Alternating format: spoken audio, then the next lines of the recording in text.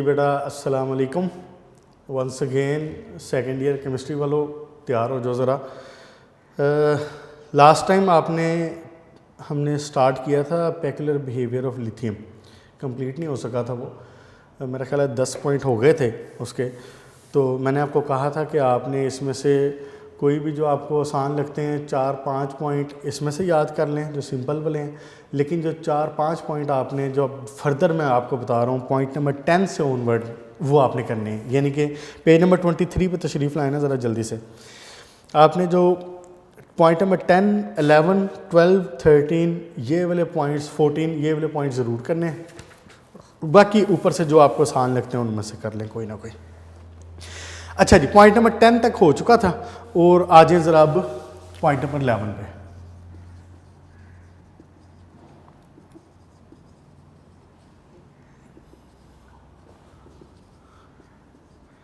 Peculiar behaviour of lithium.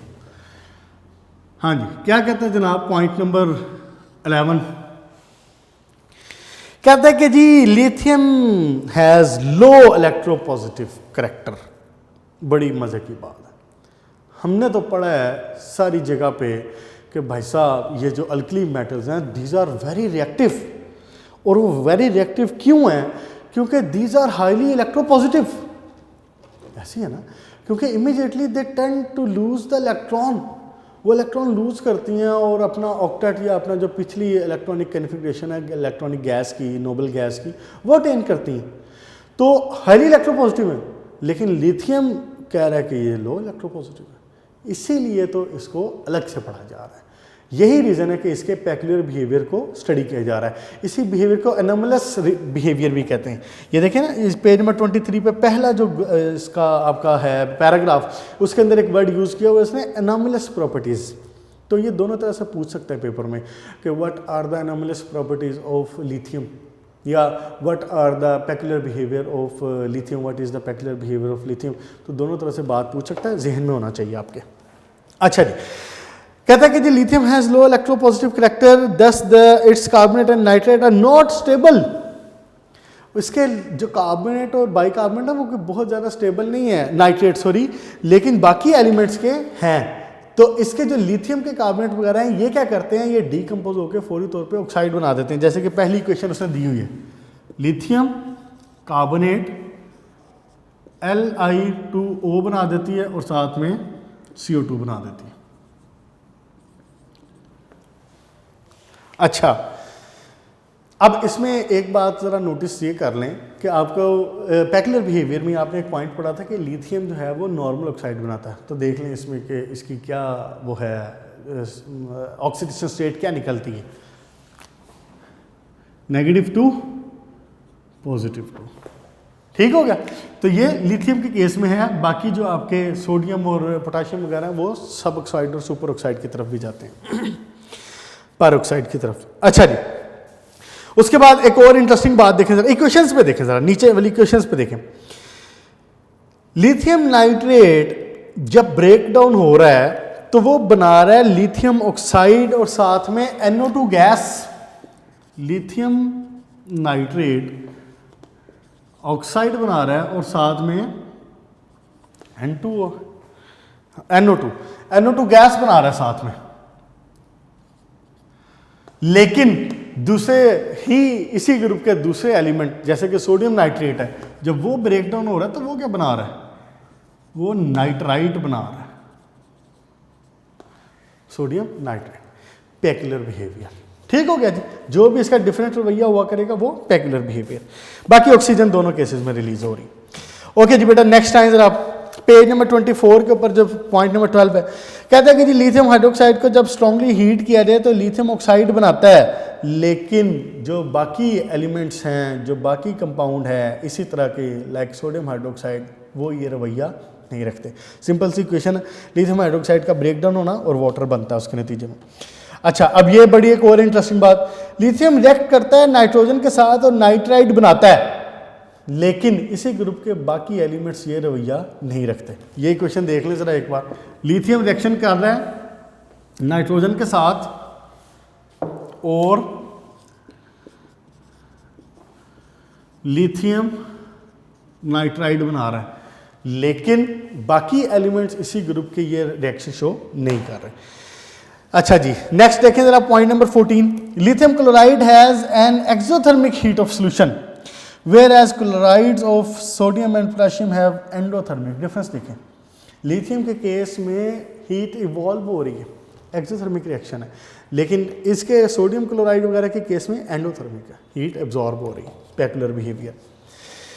Last point देखें जनाब, lithium carbide is the only alkali metal carbide form readily by the direct reaction. इसका मतलब है कि sodium carbide या जो पोटेशियम कार्बाइड है वो डायरेक्ट रिएक्शन के थ्रू नहीं बनेगा, लेकिन लिथियम कार्बाइड को डायरेक्ट रिएक्शन के थ्रू बनाया जा सकता है। अगर आपको ये वाले पॉइंट्स 15 में से ये वाले पॉइंट्स आपने 4-5 जो मैं कह रहा हूँ पॉइंट नंबर 10 से लेके 14-15 तक ये आपने याद करने हैं और ये ज़रूर लिखने हैं। ये आपने याद कर लिया ना तो आपको आगे भी आसानी हो जाएगी, यही क्वेश्चंस आगे भी यूज़ होनी है जाके, तो वहाँ पे भी आपको हेल्प आउट हो जाएगा। तो ये वाले पॉइंट आपने ज़रूर लिखने हैं अगर ये लॉन्ग क्वेश्चन आता है, तो बाकी 3-4 पॉइंट्स ऊपर से जो ईजी लगते हैं वो याद कर लीजिएगा। यहाँ पे बेटा बात ख़त्म हुई लिथियम के पेकुलर बिहेवियर की, और अब हम जाते हैं पेकुलर बिहेवियर ऑफ बेरिलियम की तरफ। बेरिलियम, वही बात मैंने आपको बताया था कि हर ग्रुप का पहला एलिमेंट ज़रा वक्री टाइप का है, ज़रा डिफरेंट है। तो इसी तरह अब जब सेकंड ग्रुप की बात करता हूँ, beryllium, magnesium, calcium, strontium, barium और रेडियम की, तो बेरिलियम को एज स्पेकुलर बिहेवियर स्टडी किया जाएगा। अच्छा जी, सबसे पहली बात ये है कि आपने ये बता देना है कि इसका रीज़न क्या है, 2 नंबर की अलग से शॉर्ट क्वेश्चन के तौर पे भी, और अगर ये क्वेश्चन पूरा आता है तो भी आप ये बता देंगे कि इसकी रीज़न क्या है। इसकी रीज़न है जनाब वही बात कि स्मॉल एटॉमिक साइज, और फिर दूसरी बात ये कि less electronegativity. Negativity, electronegativity top to bottom क्या हो रही होती है, टॉप टू बॉटम डिक्रीज हो रही होती है, लेकिन इसकी यानी होना ये चाहिए कि इसकी इलेक्ट्रोनेगेटिविटी कम हो, ज़्यादा हो, क्योंकि आप top to bottom electronegativity decrease होती है, तो इसकी इलेक्ट्रोनेगेटिविटी ज़्यादा हो, लेकिन इसकी इलेक्ट्रोनेगेटिविटी कम हो जाती है, इस वजह से इसका पेकुलर बिहेवियर है। अच्छा जी, ये बात इसमें लिखी हुई है, जो पहली 2 लाइन्स है, इसके मेन पोस्टुलेट पे है, जरा इसको भी 1 बाय 1 रीड कर लेते हैं, याद कर लेते हैं। इसके बाद इसको सबसे पहले, beryllium metal is almost as hard as iron and hard enough to scratch the glass। यानी कि बाकी एलिमेंट्स की निस्बत, इसी ग्रुप के बाकी एलिमेंट्स की निस्बत बेरिलियम मेटल इज़ हार्डर, और वो कहता है कि वो इतनी हार्ड है कि it's like iron. Peculiar behaviour, आपको पता है कि कैल्शियम, मैग्नीशियम वगैरह इतने हार्ड नहीं होते, आपने कैल्शियम के कार्बोनेट देखे हुए। अच्छा जी, उसके बाद कहता है कि जी बाकी जो है इसकी निस्बत वो लेस हार्डर है। The melting point and boiling point of beryllium are higher than the other alkaline earth metals. Melting point और बेरिलियम, जो बॉइलिंग पॉइंट है बेरिलियम का, वो ऑब्वियसली जब ये हार्ड है तो इसका मेल्टिंग पॉइंट और बॉइलिंग पॉइंट भी बाकी मेटल्स की निस्बत कम ज़्यादा होगा। अगली बात देखें जरा, थर्ड पॉइंट कहता है कि जब ये इसकी रिड्यूसिंग प्रॉपर्टीज़ की बात की जाए ना, तो बाकी इस ग्रुप के जो सारे एलिमेंट्स हैं वो वाटर को रिड्यूस कर देते हैं, are powerful enough to reduce the water, लेकिन बेरिलियम ऐसा नहीं कर पाता। बेरिलियम इसको रिड्यूस नहीं कर पाता, लेकिन इस ग्रुप के बाकी एलिमेंट्स वाटर को रिड्यूस कर देते हैं। अच्छा, इसकी रीज़न क्या है, यही बात ज़रा अगले के साथ इसके रिलेट करते हैं। देखें ज़रा point number 4, beryllium in particular is quite resistant towards complete oxidation। Beryllium अपनी ऑक्सीडेशन को कंप्लीट होने नहीं देता, यानी कि ये क्या है, रेजिस्टेंट टू ऑक्सीडेशन है, अपनी ऑक्सीडेशन मुकम्मल नहीं होने देता, लेकिन बाकी एलिमेंट्स की जो ऑक्सीडेशन है वो मुकम्मल होती है। और इसकी रीज़न क्या उसने बताई है, इसकी रीज़न कहता है कि इसके ऊपर बेरिलियम ऑक्साइड की कोटिंग बन जाया करती है।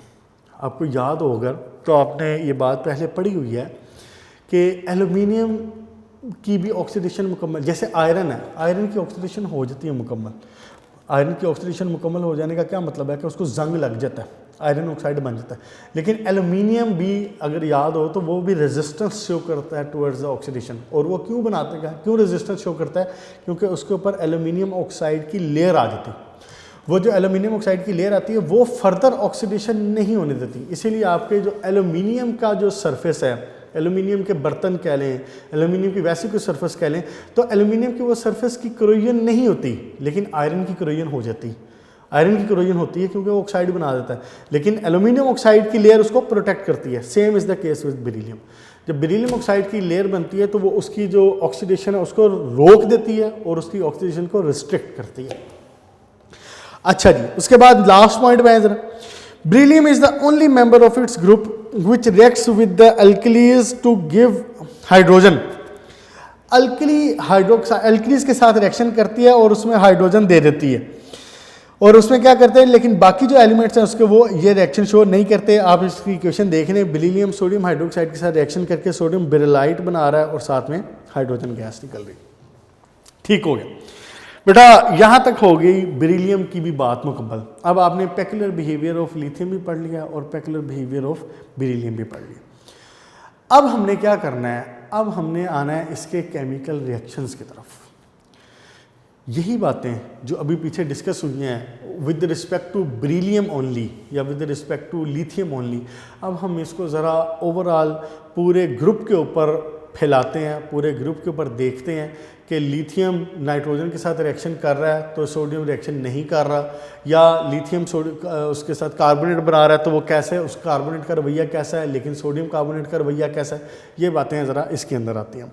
नेक्स्ट टॉपिक शुरू होता है यहाँ से, trends in chemical properties of alkali metals के। केमिकल प्रॉपर्टीज़ के ट्रेंड क्या हैं एल्कली मेटल्स के अंदर। पहले एल्कली मेटल डिस्कस होगा, उसके बाद अल्कलाइन अर्थ मेटल डिस्कस होगा। बेटा ये वाला जो क्वेश्चन है ना, ये एक तो ये कि शॉर्ट क्वेश्चन में पूछ सकता है, इसके छोटे जो रिएक्शन है कुछ भी पूछ सकता है, और उससे भी ज़्यादा जो अहम बात है ना वो है इसकी इक्वेशंस। वो क्या करता है कि आपको मिसाल के तौर पे 4 नंबर का लॉन्ग क्वेश्चन या 2 नंबर का शॉर्ट क्वेश्चन दे दिया, और इसमें से ये जो पेज नंबर 25 पे इक्वेशंस लिखी हुई इनमें से कोई सी भी आपको इक्वेशंस उठा के दे दी। मिसाल के तौर पे वो कहता है कि जी लेट्स से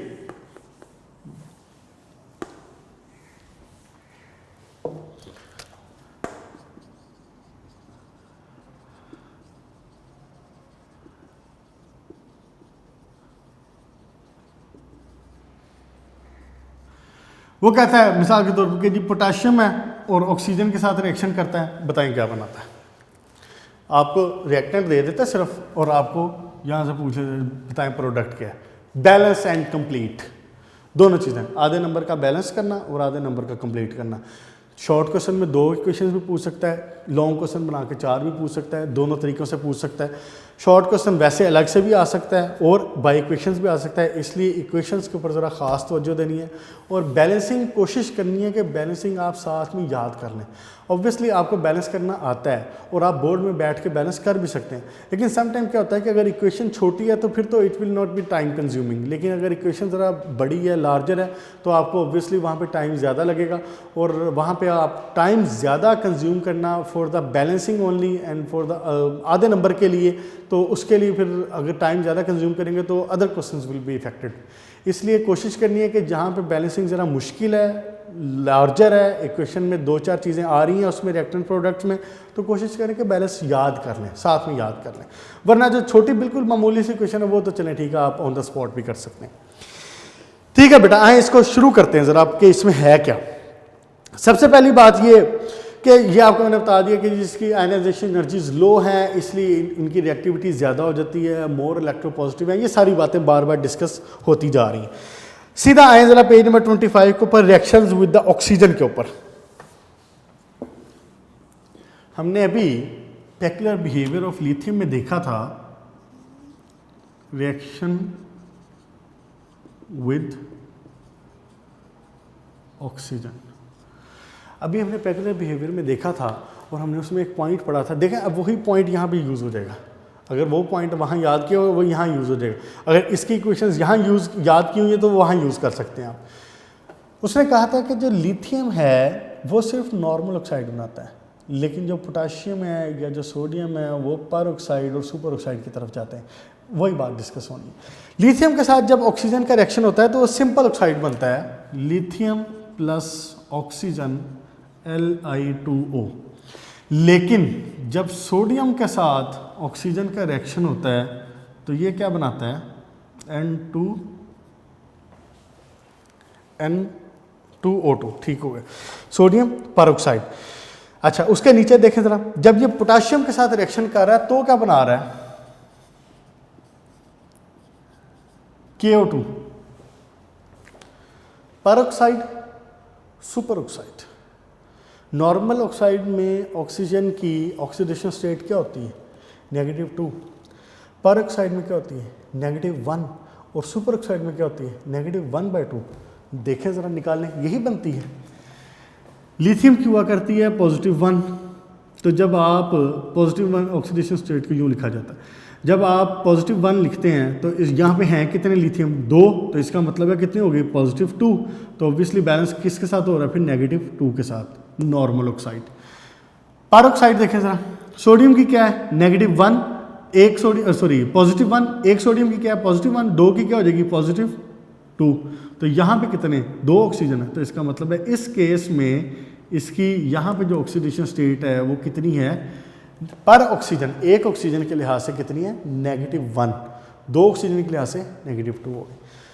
अच्छा, अब इसी तरह इस पे आए ज़रा, पोटाशियम की क्या होती है, +1, और ऑक्सीजन की यहाँ पे 2 ऑक्सीजन है। तो इसका मतलब है एक ऑक्सीजन, हर ऑक्सीजन के लिहाज से कितनी आई, -1/2।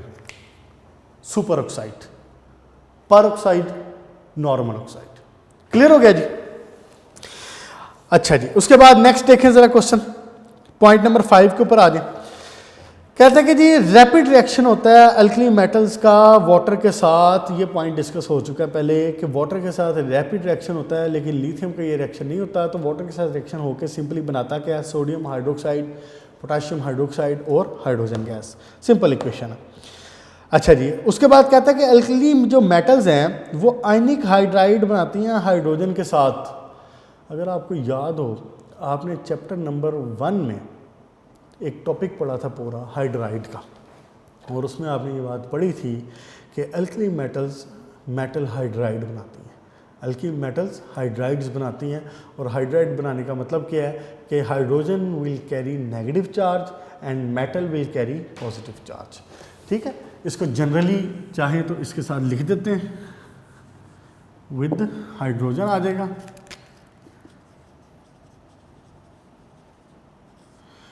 और क्या बनेगा। मैं एक जनरल अगर बात करूं, MH की बात करूं, MH का मतलब क्या है कि मेटल और हाइड्राइड। तो इसमें मेटल के ऊपर क्या चार्ज आ रहा है और हाइड्रोजन के ऊपर नेगेटिव आ रहा है, ये बनेगा मेटल हाइड्राइड। इसका बनना या इसका डिसोसिएट होना बात एक ही है, यानी इसको यूँ भी कह सकता हूँ, MH पॉजिटिव नेगेटिव। ठीक हो गया। अच्छा जी, यही बात अगले इस पे इस्तेमाल हो जाएगी। कहता है कि जी जो रुबिडियम और सीजियम है उसका जो रिएक्शन है वो वायलेंटली है रूम टेम्परेचर के ऊपर ही। पॉइंट नंबर 6 पे हूँ मैं इस वक्त, लास्ट पैराग्राफ है। They other 3 metal require elevated temperature. Rubidium और सीजियम इमीडिएटली रिएक्शन करती हैं, लेकिन जो बाकी हैं वो इमीडिएटली रिएक्शन नहीं करती, वायलेंटली रिएक्शन नहीं करती, उनके लिए आपको हीट प्रोवाइड करनी पड़ती है। अच्छा जी, लिथियम हाइड्राइड जब फर्दर वाटर के साथ रिएक्शन करता है तो लिथियम हाइड्रोक्साइड बना देता है और हाइड्रोजन बना देता है। नेक्स्ट टाइम बेटा, पेज नंबर 26 की पहला पॉइंट देखें जरा। ये वाला वही पेक्युलर बिहेवियर वाला पॉइंट कि जो लिथियम है, बल्कि पॉइंट सारे वही लिखा हुआ है कि इस ग्रुप के अंदर सिर्फ लिथियम ऐसा एलिमेंट है जो नाइट्रोजन के साथ रिएक्शन करके लिथियम नाइट्राइड बना रहा है, लिथियम कार्बाइड बना रहा है। देखें जरा, reaction with nitrogen and carbon क्या कर रहा है, लिथियम नाइट्रोजन के साथ रिएक्शन करके क्या बना रहा है, लिथियम नाइट्राइड। लिथियम कार्बन के साथ रिएक्शन करके क्या बना रहा है, लिथियम कार्बाइड। 3 आ जाएगा ना यहाँ पे, इसकी वैलेंसी 3, इसकी वैलेंसी 4।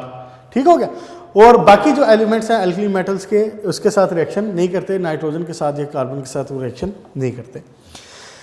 अच्छा जी, बाकी सिंपल रिएक्शन जो हैलोजन के साथ रिएक्शन है, वेरी फेमस, बहुत बार डिस्कस हो चुका है पहले कि सोडियम हैलोजेंस के साथ रिएक्शन करके सोडियम क्लोराइड, पोटाशियम क्लोराइड ये सारा कुछ बनाते हैं। अच्छा जी, उसके बाद सल्फर के साथ रिएक्शन, वो भी सिंपल सी बात है बेटा, मेटल के साथ रिएक्शन करके सल्फाइड में, जैसे नाइट्राइड बनाया है, जैसे कार्बाइड बनाया है, इसी तरह सल्फाइड बना देगा, Li2S बन जाएगा, ये Na2S बन जाएगा, जो भी होगा मेटल में होगा। अच्छा जी, उसके बाद बेटा नेक्स्ट टॉपिक पे है जरा, trends in chemical properties of alkaline earth metals.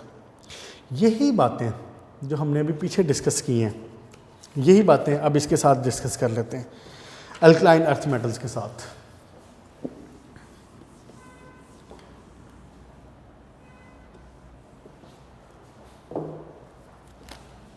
In alkaline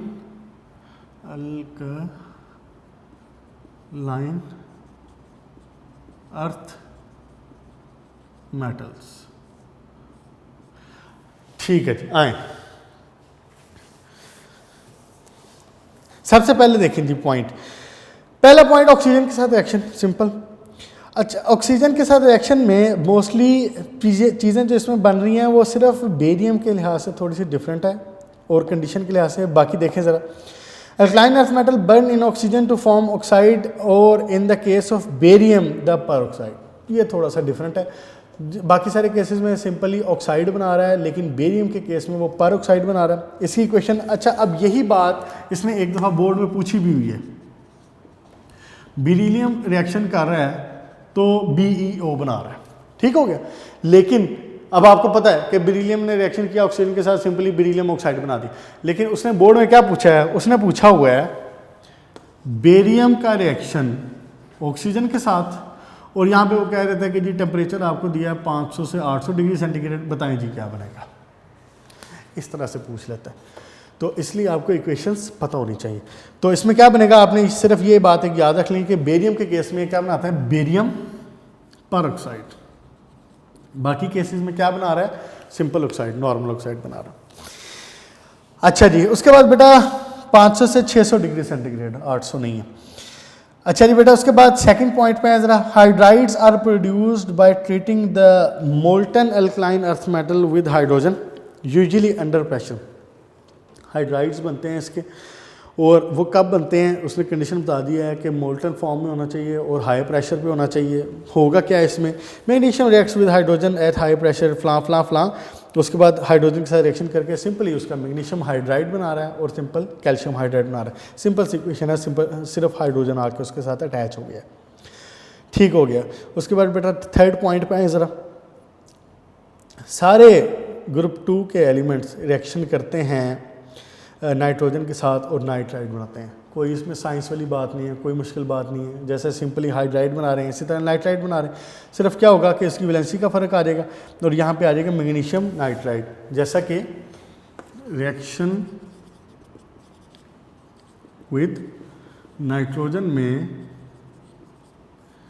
क्या आ जाएगा, मैग्नीशियम का रिएक्शन नाइट्रोजन के साथ Mg3 2 इसके साथ आ जाएगा और 3 इसके साथ आ जाएगा। वैलेंसी इसकी 3 होती है और इसकी 2 होती है, तो मैग्नीशियम नाइट्राइड, कोई मुश्किल वाली बात नहीं है। नेक्स्ट पॉइंट देखें ज़रा इसका।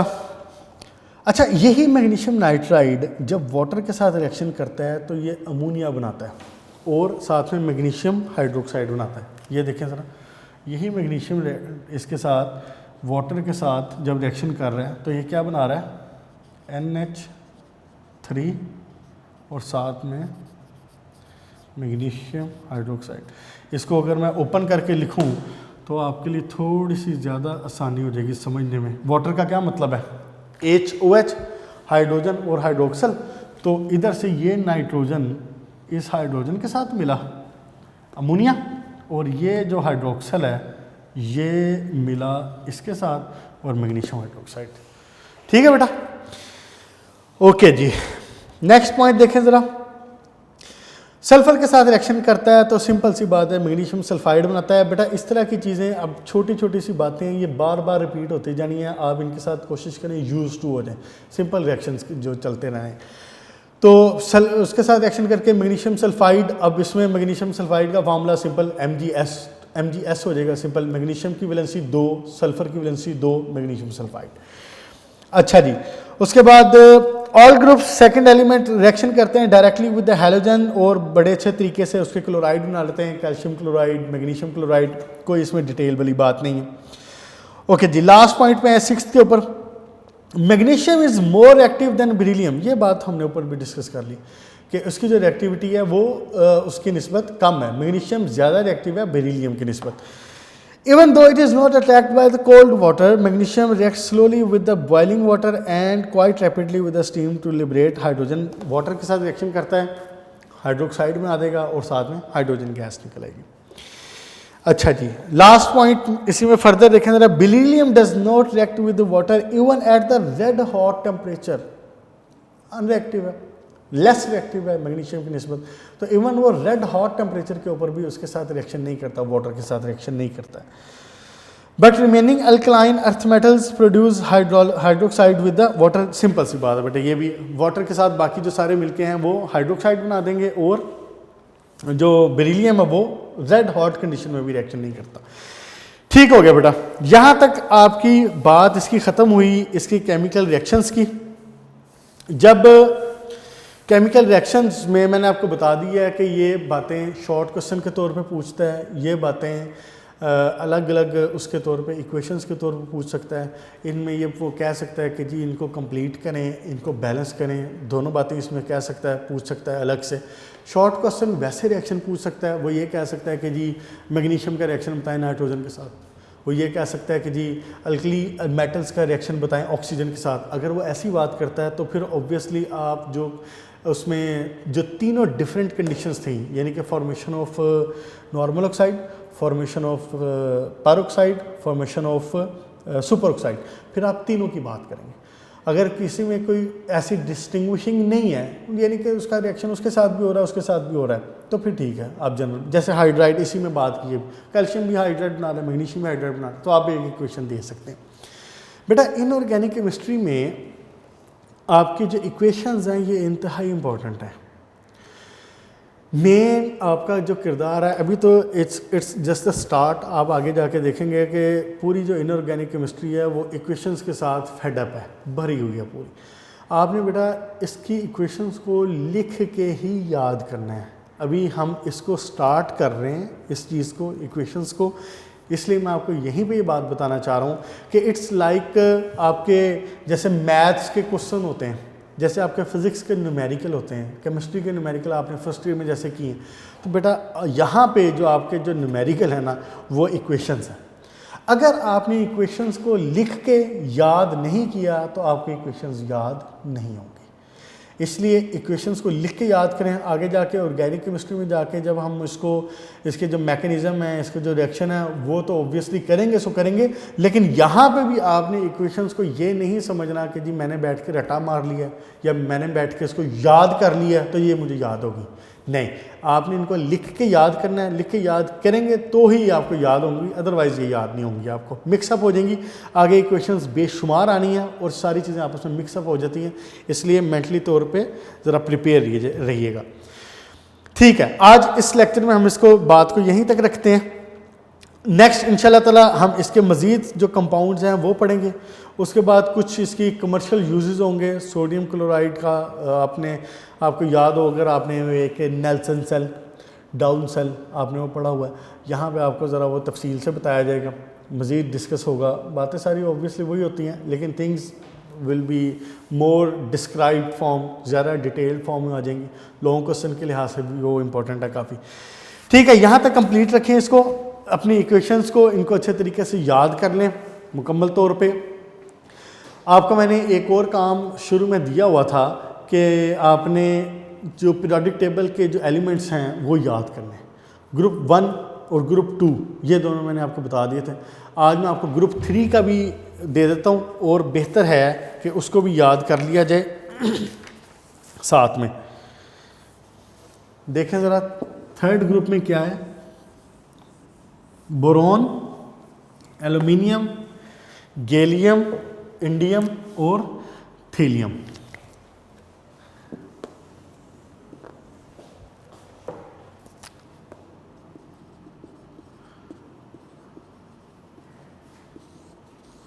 बोरोन, एल्यूमिनियम, गैलियम, इंडियम और थीलियम, Tl।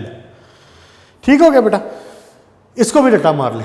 जैसे आपने पहला दूसरा ग्रुप याद किया है, hydrogen, lithium, sodium, potassium, rubidium, caesium, francium, beryllium, magnesium, calcium, strontium, barium, radium.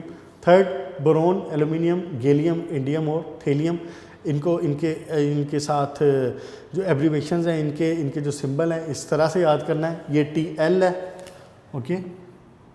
Book में अगर लिखा हुआ वहाँ पे तो Ti नहीं समझना उसको। सेकंड एलिमेंट कैपिटल नहीं हुआ करता, सेकंड जो वर्ड होता है सेकंड स्मॉल होता है। तो बोरोन, एल्यूमिनियम, गैलियम और इंडियम और थीलियम, साथ साथ इसको भी चलाए रखें। और फिर जो लास्ट लेक्चर में हमारी बात हुई थी ओर्स वाली, कोशिश करें वो भी साथ में याद करके रखें।